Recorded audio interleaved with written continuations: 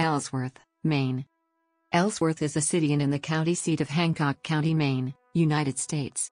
The 2010 census determined it had a population of 7,741. Ellsworth was Maine's fastest growing city from 2000 to 2010, with a growth rate of nearly 20%. With historic buildings and other points of interest, including the nearby Acadia National Park, Ellsworth is popular with tourists.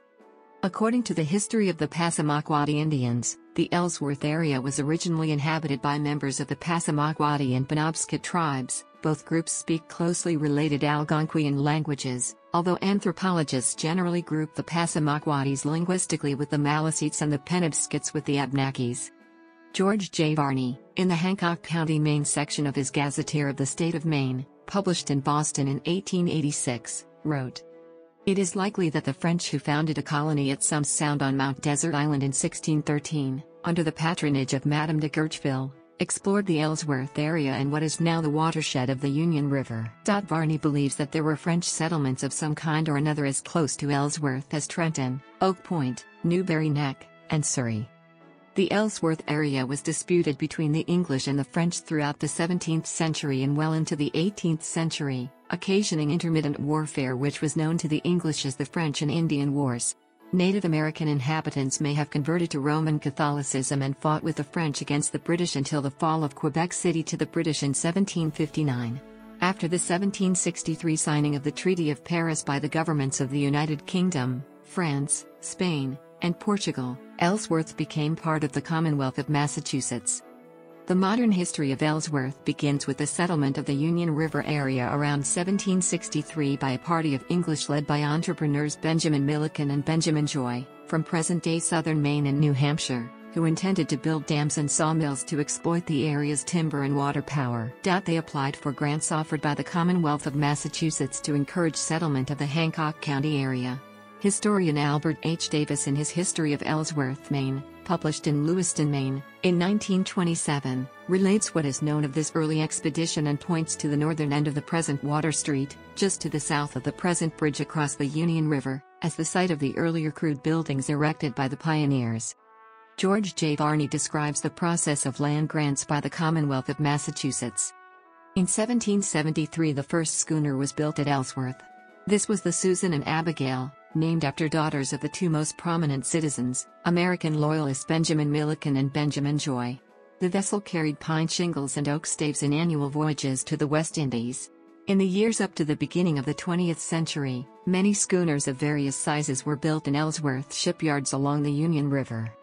Albert Davis records that in the latter part of the 18th century, Ellsworth was known as the Union River Settlement and was adjacent to the settlements of Surrey and Trenton. Later it was organized as Plantation No. 7 and at times called Bowdoin and New Bowdoin. In 1798 the inhabitants petitioned to be incorporated under the name Sumner. That name having been already taken by a settlement in present-day Oxford County, Maine, the town was incorporated by the Commonwealth of Massachusetts in 1800 as Ellsworth, named for Oliver Ellsworth, the Connecticut delegate to the 1787 National Convention that was then working on a constitution for the new United States of America, and later the third Chief Justice of the Supreme Court. Oliver Ellsworth is thought to be first to suggest the name United States of America. Davis reports that in the late 1770s, there were British raids on the Union River settlement, with attempts to appropriate local cattle.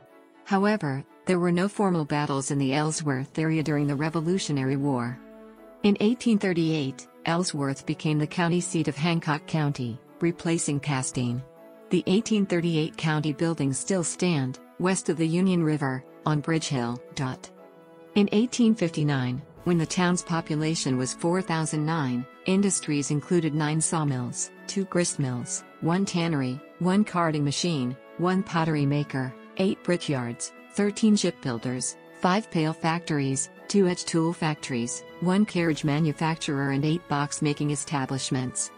Between 1860 and 1865, Ellsworth sent 653 soldiers to fight in the Civil War, according to historian Albert Davis.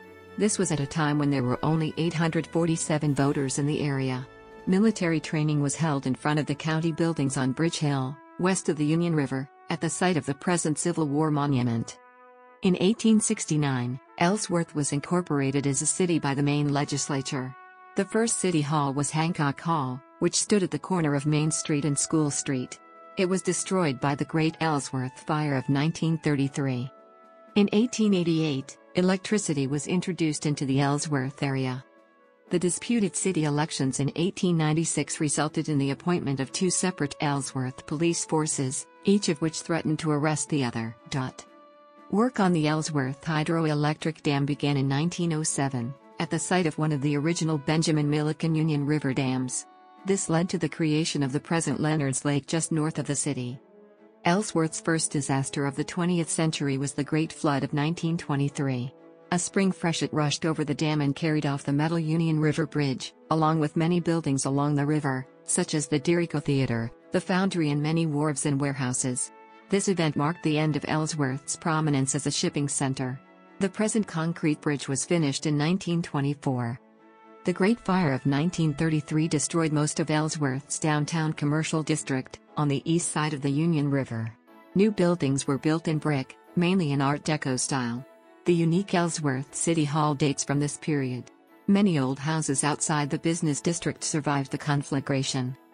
The 1960s and 70s saw the development of an Ellsworth business district on High Street, which is the direct route to and from Bar Harbor and Acadia National Park.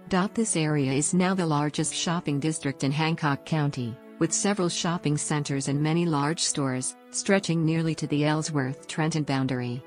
Colonel John Black House, built 1824 to 1827 after a pattern book designed by Asher Benjamin, now part of Woodlawn Museum. Street scene circa 1905. High Street in 1907. View of Main Street in 1907. Main Street in 1910. Ellsworth Public Library. Ellsworth is located at 44 degrees 34 minutes and 20 seconds north, 68 degrees 28 minutes and 34 seconds west.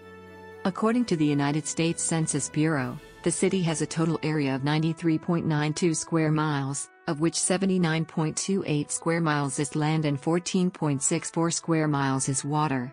Located at the head of navigation, Ellsworth is drained by the Union River.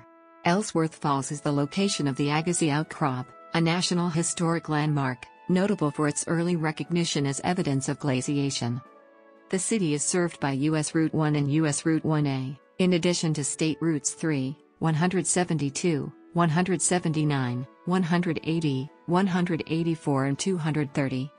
As of the census of 2010, there were 7,741 people, 3,305 households, and 2,048 families residing in the city. The population density was 97.6 inhabitants per square mile. There were 4,240 housing units at an average density of 53.5 per square mile. The racial makeup of the city was 96.7% white, 0.7% African American, 0.4% Native American, 1.1% Asian, 0.1% Pacific Islander, 0.3% from other races, and 0.9% from two or more races. Hispanic or Latino of any race were 1.4% of the population. There were 3,305 households, of which 29.3% had children under the age of 18 living with him, 47.0% were married couples living together, 10.6% had a female householder with no husband present, 4.3% had a male householder with no wife present, and 38.0% were non-families. 30.2% of all households were made up of individuals and 12% had someone living alone who was 65 years of age or older. The average household size was 2.27 and the average family size was 2.81. The median age in the city was 41.9 years. 21.5% of residents were under the age of 18, 7.1% were between the ages of 18 and 24, 25.3% were from 25 to 44, 29.9% were from 45 to 64, and 16.1% were 65 years of age or older. The gender makeup of the city was 47.5% male and 52.5% female. In the 2000 census, there were 6,456 people, 2,755 households, and 1,782 families in the city. The population density was 81.5 people per square mile. There were 3,442 housing units at an average density of 43.4 per square mile. The racial makeup of was 97.79% white, 0.19% African American, 0.29% Native American, 0.42% Asian, 0.03% Pacific Islander, 0.29% from other races, and 0.99% from two or more races. 0.65% of the population were Hispanic or Latino of any race. There were 2,755 households, of which 27.7% had children under 18 living with him, 51.4% were married couples living together, 10.1% had a female householder with no husband present, and 35.3% were non-families. 29.1% of all households were made up of individuals and 11.8% had someone living alone 65 years or older.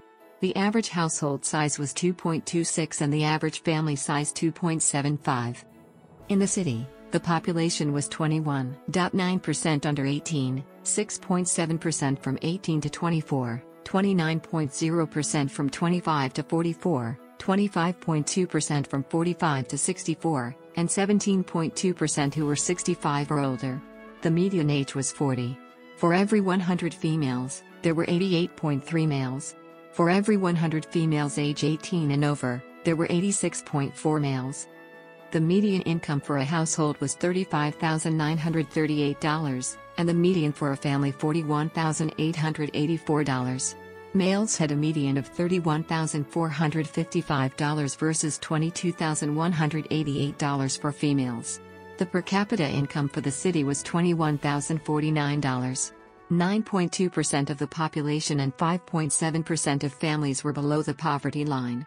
9.4% of those under 18 and 8.3% of those 65 and older were below the poverty line. Of those 65 and older were below the poverty line. Of those